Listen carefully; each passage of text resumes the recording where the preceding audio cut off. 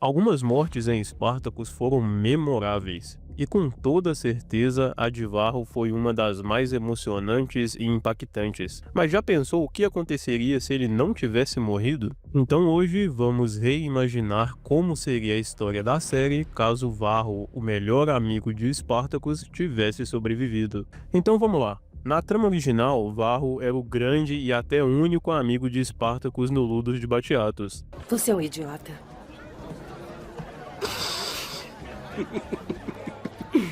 O campeão de Capua, sempre fazendo amigos. Só preciso de um.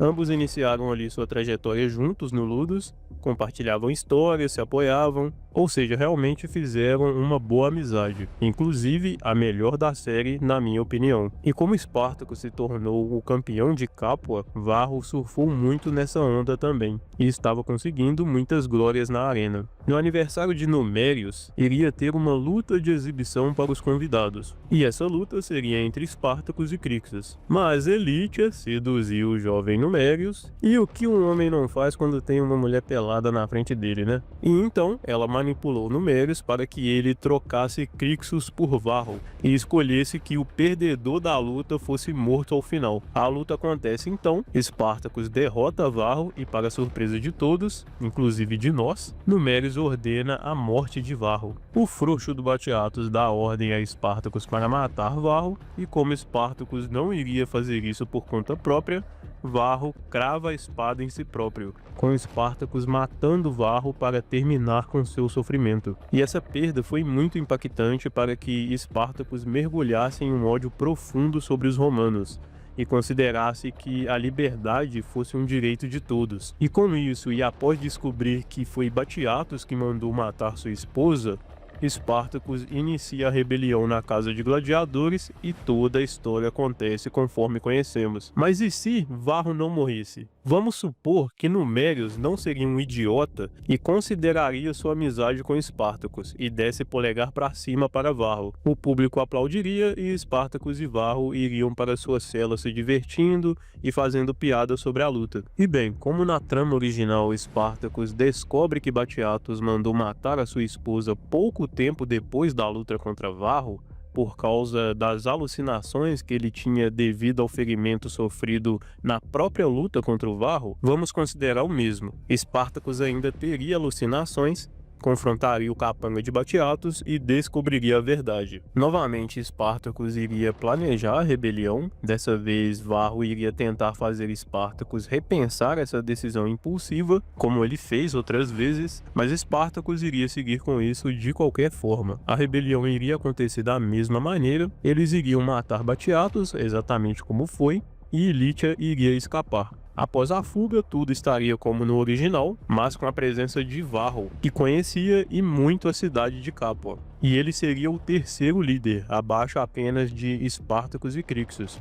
É só lembrar que foi Agron que tomou esse posto, mesmo com pouco tempo de Ludus, então facilmente esse posto seria de Varro. Varro iria atrás de Aurélia, que nessa realidade não morreria, já que ela morreu por estar com os rebeldes e ter ido buscar seu filho. Mas ela só estava com os rebeldes porque Varro morreu e ela estava trabalhando na casa de Batiatus. Então aqui, em vez de Aurélia deixar os rebeldes e ir atrás de Janus, o seu filho, Varro iria deixar os rebeldes momentaneamente e iria atrás de Aurélia e Janus. Só que diferente de Aurélia, que foi capturada pelos homens de Glaber por ser ali mais indefesa, Varro já era um gladiador e conhecia muito bem as ruas de Capua. Então ele ia conseguir chegar até Aurélia e o seu filho e traria eles em segurança para ficar junto dele e de Espartacus. E por que Varro não ficaria e fugiria com sua família? Porque Varro nesse momento era um escravo, ele tinha a marca de Batiatus no braço.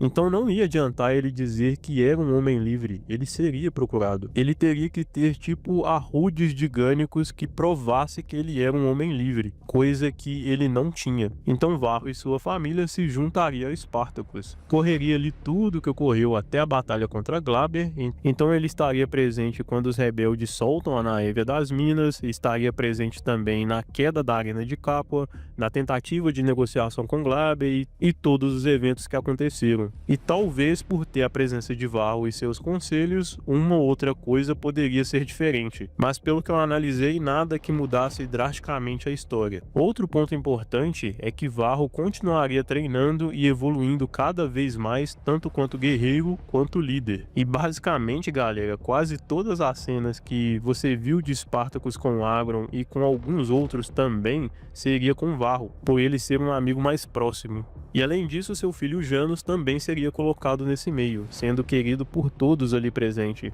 Ele seria uma vibe tipo Jack do Red Dead Redemption 2, pra quem já jogou. E na batalha final contra Glaber, no plano de Spartacus de descer por trás das montanhas, ou Varro desceria no lugar de Agron, ou ficaria com o restante do pessoal para ser o líder na ausência de Spartacus, que na trama original foi Enomos. A batalha aconteceria como foi e eles matariam Glaber e seus homens. Um bom tempo depois passaria, com Espartaco já tendo um exército bem mais numeroso. Varro seria indiscutivelmente um dos líderes, atrás apenas de Crixus e Espartacus, e em questão de liderança, acredito que Varro estaria um pouco acima de Agron e Gânicos, e ele teria evoluído muito como guerreiro, sendo ali o quarto melhor do exército, atrás apenas de Espartacus, Gânicos e Crixus. É só pensar que seria igual ao que aconteceu com Agron. Se ele morresse na rebelião da Casa de Batiatos, ele não seria um dos melhores guerreiros da série. Isso faz sentido quando lembramos do seu irmão Duro. E até no vídeo do top 20 guerreiros da série que eu fiz, em que Varro era o 18º e o Agron era o 9º, se Varro tivesse até o fim com Spartacus, ele com toda certeza estaria no top 10, acima de Agron inclusive. Enfim, Janus estaria maior por volta ali dos seus 6 a 7 anos. Para o exército, a presença de Varro seria muito valiosa, porque nos momentos em que Spartacus precisasse sair com Crixus e Gânicos para missões mais estratégicas e com poucos soldados, Varro permaneceria sendo o líder. E além disso, o carisma de Varro uniria muito mais o grupo. É só lembrar que na Casa de Batiatos ele era amigo até mesmo de Crixus. Varro era tipo o Bené do filme Cidade de Deus, ele conseguia unir até os piores inimigos. Durante toda a história que desenrola até o confronto com Crassus, Varro participaria de todas as lutas e decisões, sendo muito útil, já que ele já foi um cidadão livre em Capua e conheceria muita coisa que os rebeldes, por serem escravos e de outras regiões, não conheciam, sendo inclusive o líder que Spartacus esperava que Gânicos fosse. Acredito que ele seria um mediador entre Spartacus e Crixus com relação aos romanos prisioneiros na cidade de Sinuessa, na qual Crixus e Naevia queria matar todos e Spartacus queria poupá-los. Esse que inclusive foi o começo da separação entre eles, e com Varro ali presente sendo essa figura mais carismática, essas intrigas poderiam ser diminuídas. Como foi com Agron, ele também tinha desavenças com Crixus. E Gânicos, ele só queria ser um guerreiro, lutar nas batalhas e se divertir com a mulherada. Saiam! Saiam! Mas essa é minha tenda!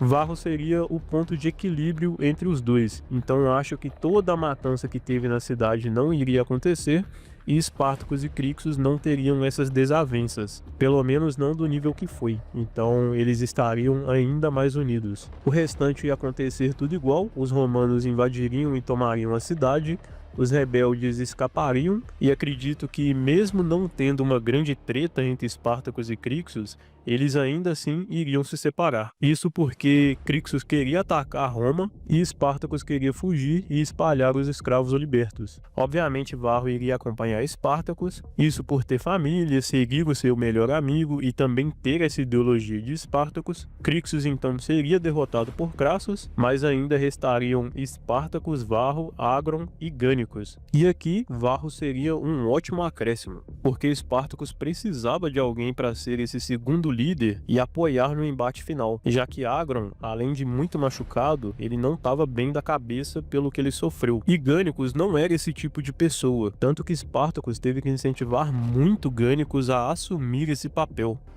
Deve liderar. Uma antiga discussão, Spartacus. Uma que agora deve ser resolvida. Não posso fazer isso sem que você assuma sua posição de direito. Uma pela qual eu não vejo mais merecedores.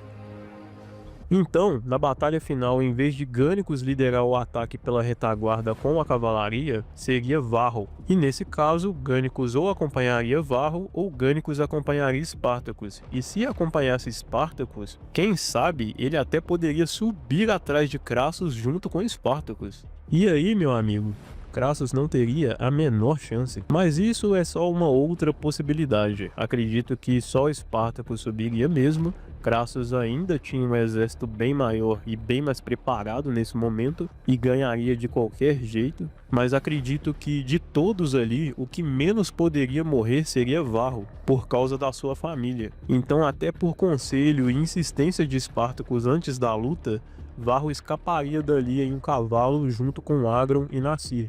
A cena final de Espartacus aconteceria da mesma forma que a original, só que dessa vez com Aurélia, Janos e Varro ao seu lado. Ferido e à beira da morte, Espartacus, com os olhos pesados, iria voltar seu olhar não para Agron agora, mas para Varro, seu irmão de batalha desde os primeiros dias do Ludus.